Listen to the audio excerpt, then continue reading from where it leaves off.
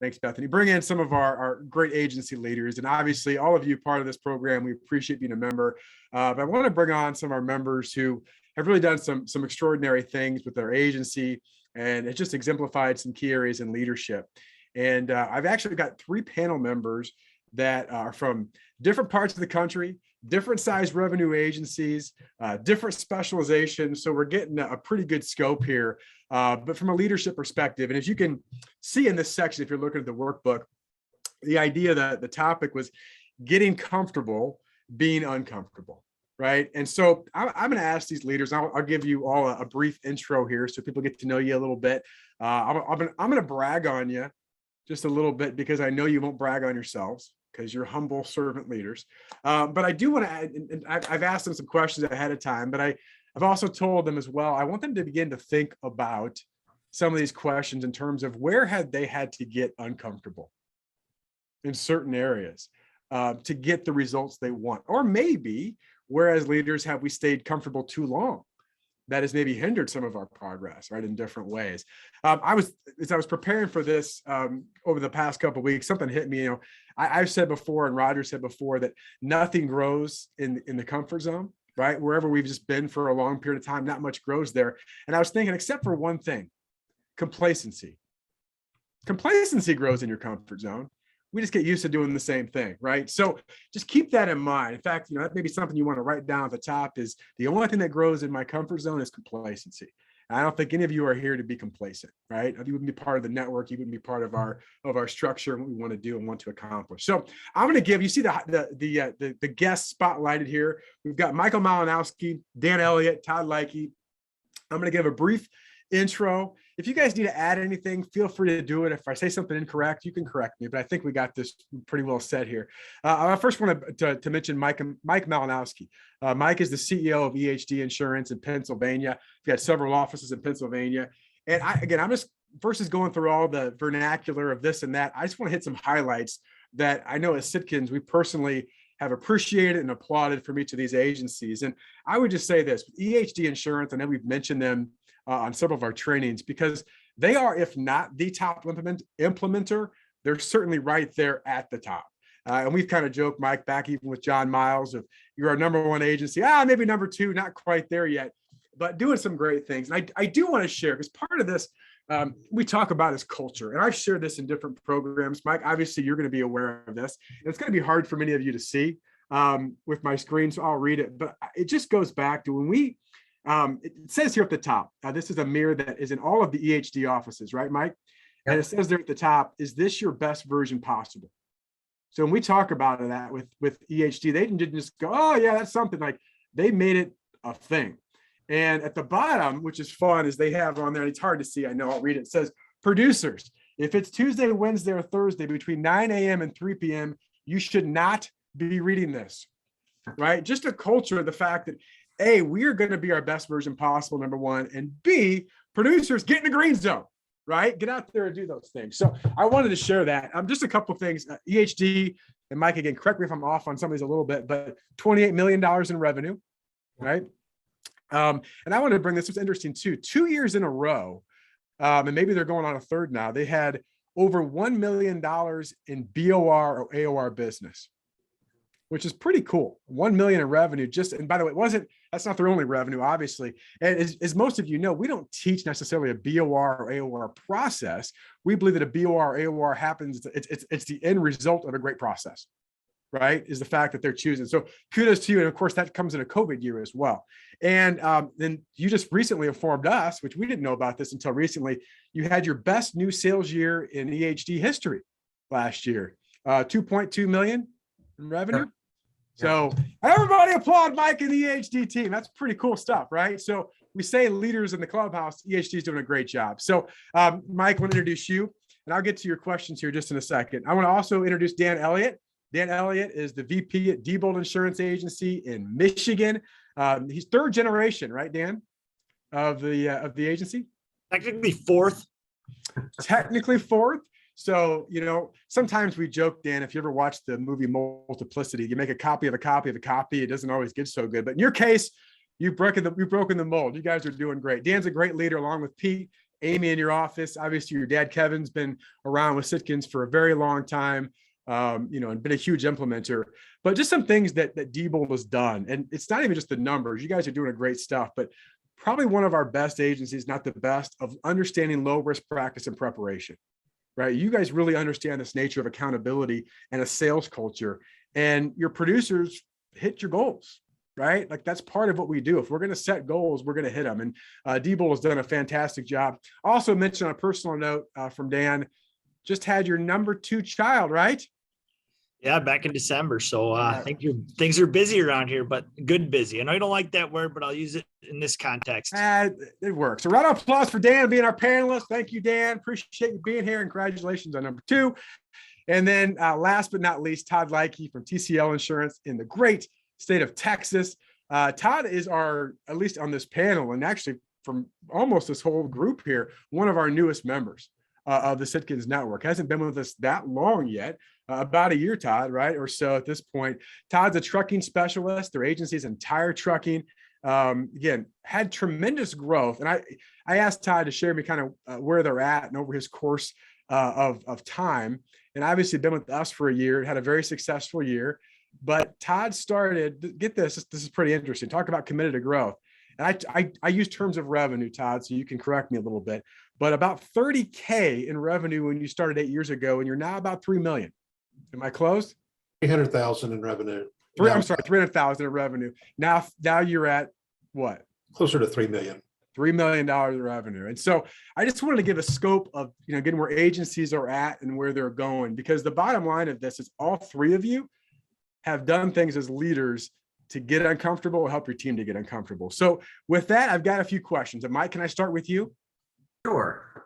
All right. So the question is, if I said no, would it matter? No, it wouldn't. If he said no, I would still call on you. That's how we're going to roll here. So I want you to, and I ask you to share your agency's top success, right? And obviously EHD, you guys have had a number of successes, but we can replicate success, all learn from each other.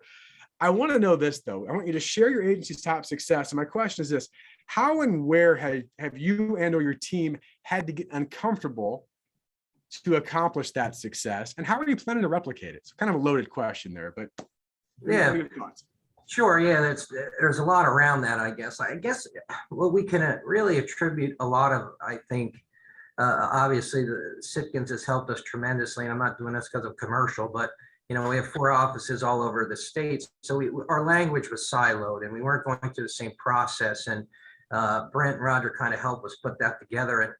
And where we really concentrated on that really helped us grow and hit our new business numbers that we want to, is the trading down, the building and development of we call it special business unit, which for us is 10 grand in revenue and below. And it was tough for producers. It was tough because we wouldn't pay them on it. We were making them concentrate on the larger deals because that's what we were paying them to do.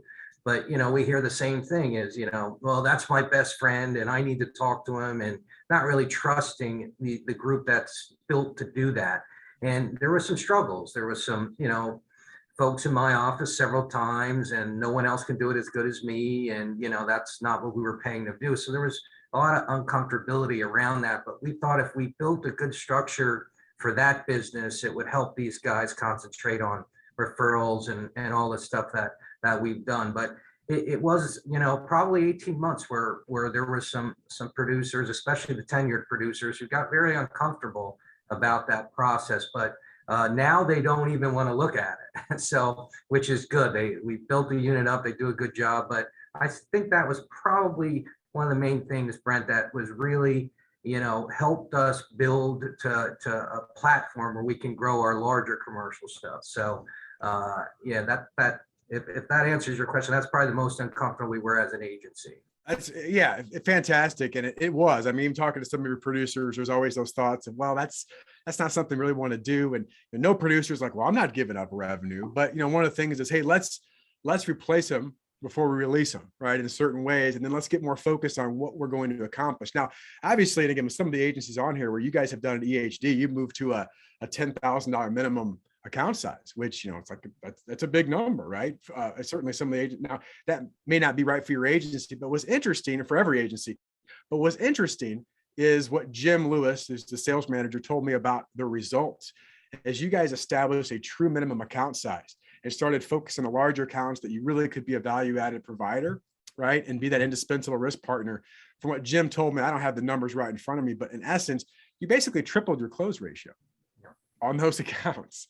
And so they're working on larger accounts and closing more of them. It was kind of like the, oh yeah. So, and I know that was an uncomfortable moment, right? For you as leaders and for your producers. So thank you. All right, I'm going to go to Dan. Dan, same question to you. You can share your agency's top success. I know it's hard to brag. And also within that success, where maybe have you had to get uncomfortable to do that? Yeah, and I'll kind of answer that in two different ways. There's probably two different, philosophies of the success and how we got there and how people are uncomfortable. Structurally, first of all, it was really getting the right people in the right seats of the bus. I think that's crucial, and those are tough conversations and tough movements that we had to do throughout the agency to get there. It was a long process when it came to our COO. We had some big changes there. We had some turnover in our CFO. Also with some of our support team and account managers, just focusing on right seat of the right bus. But really when it came down to sales, it was having that clear divide between sales and service. We talk all the time, same goal, different role, and what that mentality looks like. And it's uncomfortable to get there. It's well worth it in the end. And we're finally as close to there as we've ever been. But it's hard to sit there and tell your sales guys, listen, I know you've always done it this way, but we need to do it this way. And this is why. And same with our account managers. It's not that we're taking this away from you because we don't think you're capable. It's because we need to in order to grow how we want to grow. And those weren't fun conversations, but were well worth it in the end. Yeah. Thank you, Dan, for sharing that. I wrote down there just saying that's part of, we always talk about in many of our programs, it's establishing the culture and then beginning to implement the process. And, if it's, here's our new process. And we've never really talked about the true depth behind the why. Right. Why is this so important? And what is it really going to look like when done the right way? It doesn't mean you're going to get everyone going, yay, yay, yay. But there's more of an understanding. I think, and even back to what Mike said, there's a commitment that we're going to do this. We need to do this for the health of our organization, the growth. And quite honestly, Dan, this goes back to sales and service. One of the things that we talk about in our camps is that, a true great client experience isn't having the producers do some of these things because they're not very good at some of those reactive services anyway. So let's just get them out of the way. But sometimes there's a little ego involved in that, to say the least. So, all right, Todd, same question to you. TCL, what's been a great success? Where has there been some uncomfortability to get there? Thanks, Brent. Well, what we're always focused on is our sales culture. And we've certainly had success there. We just completed today finishes the first quarter of the year. This quarter, we are celebrating our best quarter that we've ever had.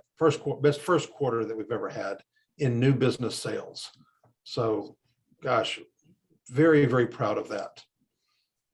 At the same time, our challenges have been, we left money on the table.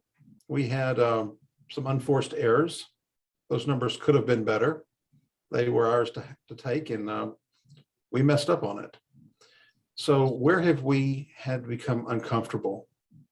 It was a choice, but one is following what we learned in the Sitkins meetings. It changed when we look at, from going back a year ago, changing the culture so that everyone on our team understands the red zone, the green zone. What are you doing? What did you do today? What did you do last week?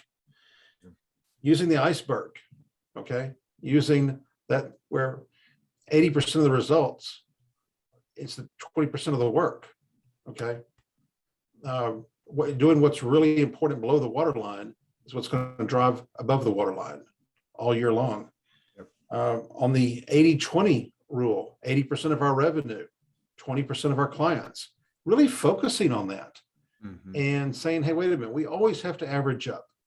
We have to, it's not just picking the easy fruit. Our producers, our sales team understands they have to average those accounts up. In the red zone, with red zone, green zone, average accounts, iceberg, no practice quoting. That's another issue that we look at every month. What is our close ratio? It's important to have a good close ratio. Why are we practicing and spending our valuable CSR time on low probability accounts. We're too busy for that. Mhm. There's no magic bullet. It's making good decisions over and over again, but sometimes it's uncomfortable. So we have to push through that. Yeah. But it is showing up, and we're still trying very hard to get better. Well, Todd, first of all, congrats on where you continue to move forward to. It's really exciting to watch. But I think you didn't say the word, but what hit me is consistency. I mean, and I think that's the challenge. I said no magic bullet, but it's just this idea. And one of my favorite books is The Compound Effect by Darren Hardy. Great read. Similar book called The Slight Edge by Jeff Olson, but similar premise. It's just, you're looking for this magic thing. We always say, we joke now at Sitkins, we got to quit the gimmick of the month club and just commit to doing the things that we know we need to do, even when it's not always fun or easy. And that's what, I think, Ty, I applaud you, and obviously Mike and Dan and other agencies here as well, as, and you talk about culture. Are we a sales culture that's focused as a sales culture that provides exceptional service? Or are we a great service culture that happens to sell when we have time? And just ask yourself as an agency, which one are we really? And what does that look like? So Todd, again, thanks for answering that. I appreciate that. I'm going to kind of go on the flip of this a little bit. And Dan, I'm going to start with you on this one. All right. So we'll put you up first here. Every agency has challenges. I know you at Diebold have challenges. What would you say right now is the biggest challenge facing your agency today, Dan? I would say that the biggest challenge that we have is, as good as we've got with the separation of sales and service, having all of our producers and our whole sales team dedicate themselves to this process. We've coached them, we've explained to them what it is and what the expectations are. And the ones that are buying into it are clearly excelling. But, we have a wide range of different tenured producers within our agency. And some of them have earned that right to do things their way as they kind of sail off in the sunset. But making sure that as we're hiring for the future, that we are really having that consistent process in place, because it truly works.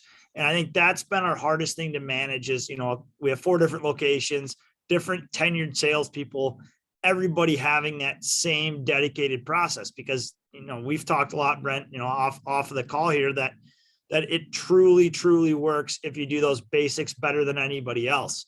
But just trying to get that consistent process against people from different industries and different tenures and things like that has been a big challenge. I think it still is our biggest challenge, but we're making progress every day. Yeah. And Dan, I think you're the only one that has that challenge, right? No, I mean, I see a lot of heads nodding. One of the best analogies I heard is the time someone getting producers to do the right thing together is like nailing Jello to a tree.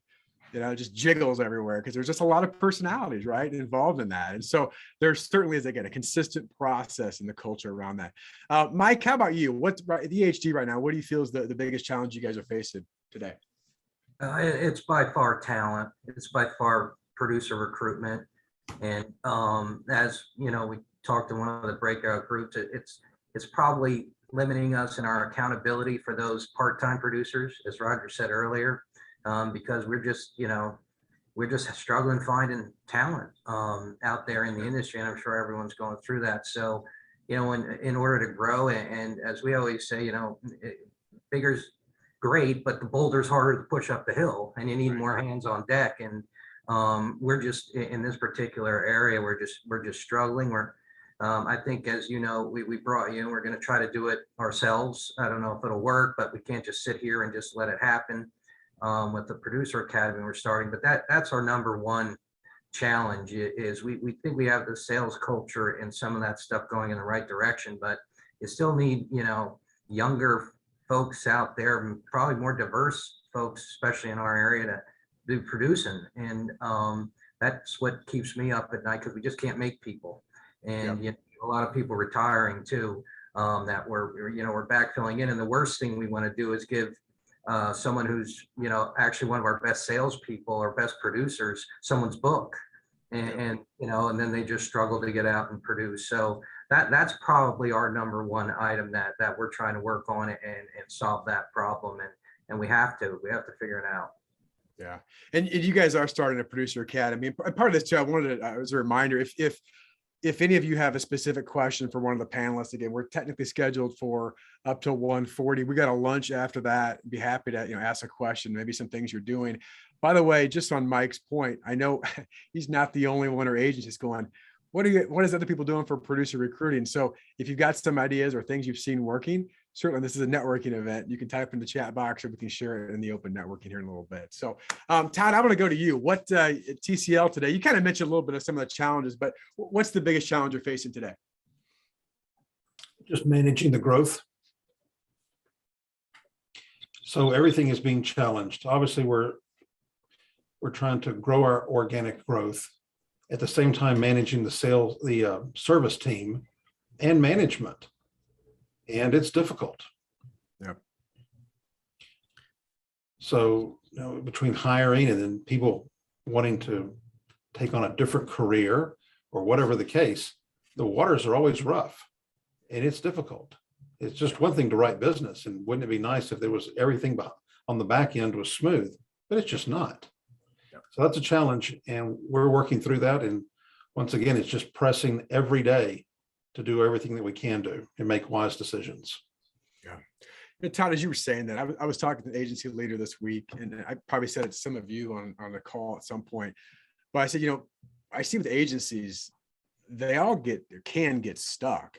See, agencies are stuck at $1 million, 3 million, 10 million, 30 million, 50 million.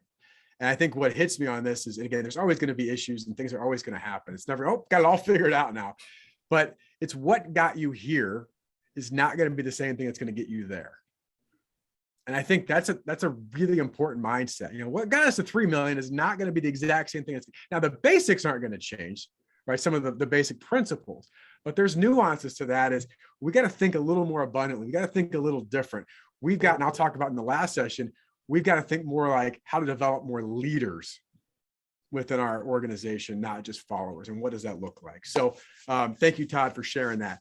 I've got one more technical question that, again, if you have questions from the group here, please feel free to type in the chat if you want to raise your hand. And again, we'll get to our networking lunch after this. It's really more of a personal leadership question. If you listen to my podcast, the Agent Leader podcast, the interviews that I do, I always ask this question. So you may have heard it before, but it's one of my favorite questions to ask because I think it's a very empowering question. And it's a thoughtful question, I hope, is this. If you could give one piece of advice to the younger version of you, your younger self. So now I know we've got different ages here, but if you had to look back as a new baby leader, new baby professional getting in the game, and that new baby professional was looking up at the current you and said, hey, older you, what's one piece of advice that you could give me that's going to help me be more successful in business and life? Could be both, either or, whatever it is. So this time I'm going to flip, and Todd, no pressure, but I'm going to start with you on this one. Okay. To my younger self, maybe there's more than one thing I would say. One is to think bigger. Where we started, having a larger plan in place, and then learn to earn. Those are the two things. I see so many of my peers, let's say friends that have agencies, and they're just not in it. They think small, they behave like they're small, and they all talk about wanting to grow, but what are they going to do? What are they going to do besides what they've done 10 years ago and 5 years ago? And their growth is anemic. They would say the same thing. Well, I learn. Sure, I learn, I read things. No, but there's a difference.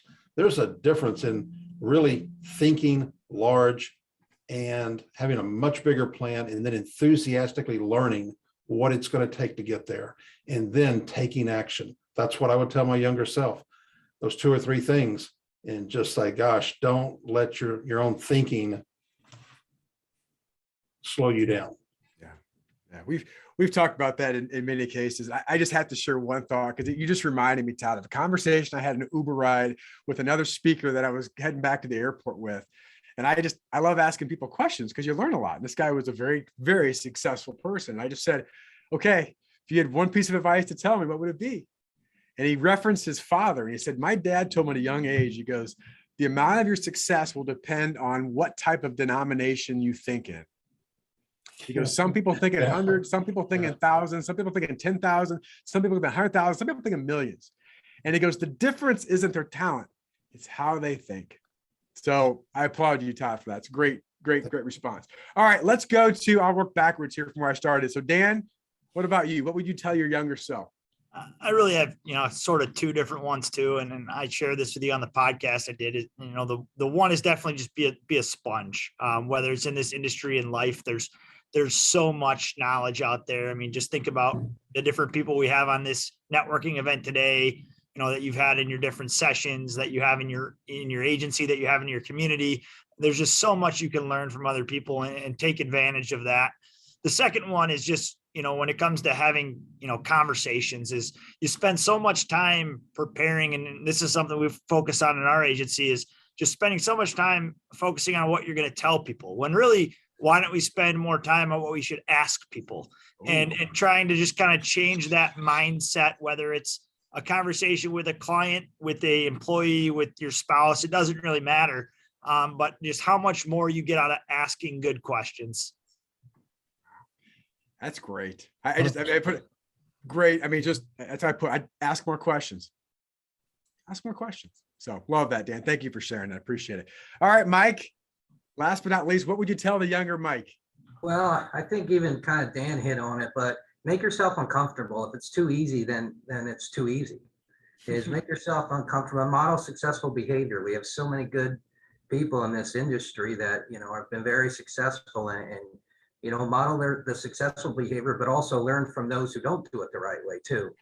And because there's a lot of those out there too. So I think challenging yourself to make yourself uncomfortable is hard for people. People don't like to be uncomfortable. And probably, the first, 10 years of my, in this business, I didn't make myself uncomfortable enough because stuff was happening right for me. And if I would have made myself a little more uncomfortable, I think it could even make me grow even more. So that's what I would tell myself. If I could go back 25 years ago and do that, I would definitely try to preach that concept. And I think Dan and Todd kind of hit on it too. Yeah. Awesome. Well, I want to thank you, all three of you, for answering these questions. Round of applause for our awesome panelists. Appreciate it. Hope I learned stuff. I love asking questions and learning. I know you all did as well. And again, if you got a question, we're going to move into a networking lunch here for a while in just a minute. I do want to add one thing though on that. As you said this, Mike, it reminds me of my favorite law, is the law of the rubber band. Got this from John Maxwell. Right? The law of the rubber band. The only way we grow is if we do what? Same as our rubber band. Stretch. Otherwise, we're not useful. And Jim Rohn said it so well. I said, how tall will an oak tree grow? We kind of look around, I don't know, as tall as it can. But humans have the amazing ability to say, it's pretty good right here. I think I'll just take a park right here for the next 25 years. So again, I'll challenge you all myself. Find joy. It sounds crazy, but find joy in the discomfort, because it's where you'll find growth. And when you find growth, you find results. And when you get your results, you begin to create the freedom and lifestyle that you've always dreamed about. So thanks.